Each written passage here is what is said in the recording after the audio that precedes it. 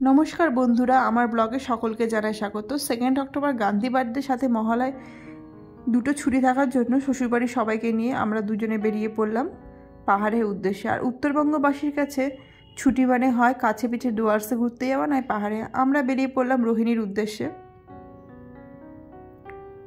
তো অনেক দিন পর বাড়িতে আসার পরেই পাহাড়ে ঘুরতে এসে বেশ ভালোই লাগছিল। তো আমরা সকাল 11টা নাগাদ রওনা দিয়ে 12টার মধ্যে পৌঁছে গেলাম রোহিণীতে। আর সেদিন ছিল ওয়েদারটা বেশ মনোরম আর সুন্দর হাওয়াও দিচ্ছিল। তো ওখানে ঢুকে ফটো তুলে তারপর লেকের ধারে বসে কিছুক্ষণ সময় কাটালাম। তারপরে ওখান থেকে চলে গেলাম দুধিয়াতে। তো দুধিয়াতে নেমেই দেখি এক জায়গায় ফুচকা আর ভেলপুরি বিক্রি হচ্ছে, তো খেলাম। তারপর এক জায়গায় দাঁড়িয়ে কিছুক্ষণ সময় কাটালাম।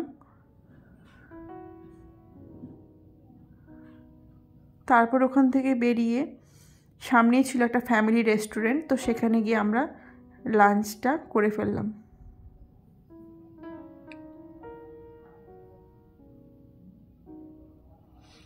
তো লাঞ্চ করার পর আমরা চলে গেলাম দুধিয়ারই একটা সেকেন্ড ব্রিজ আছে সেখানে।